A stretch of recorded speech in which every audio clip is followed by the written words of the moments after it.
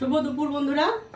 তো আজকে আমাদের এখানে প্রচুর বৃষ্টি হচ্ছে, একদম আকাশ পুরো কালো করে আছে। তো ওয়েদারটা খুব ঠান্ডা হয়ে গেছে। চলো দেখাই আজকে কি কি রান্না বান্না হয়েছে।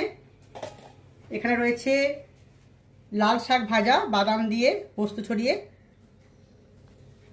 একটু কাছ থেকে দেখাবে। আচ্ছা, এখানে রয়েছে ফুলকপি দিয়ে মাছের ঝোল, আর এইখানে রয়েছে একটু ঘুগনি করে রেখেছি রাতের জন্যে। রাতের দিকে আর কিছু করতে ইচ্ছা করে না, ওই জন্য করে রেখে দিয়েছি। আর এইখানে কালকের সব পোস্ত চচ্চড়ি সব পড়ে আছে একটু একটু করে, তো ওগুলো বার করে নিয়েছি। ওই জন্য আর বেশি কিছু রান্নাবান্না আজকে করিনি, এগুলো সব তুলতে হবে। আর এইখানে দেখো কালকেকার চাটনিও একটু আছে, ফ্রুট চাটনি। তো ওই জন্য আবার একটু পাঁপড় ভাজা করলাম। এই যে চাটনি দিয়ে পাঁপড় দিয়ে খেতে না বেশ ভালো লাগে।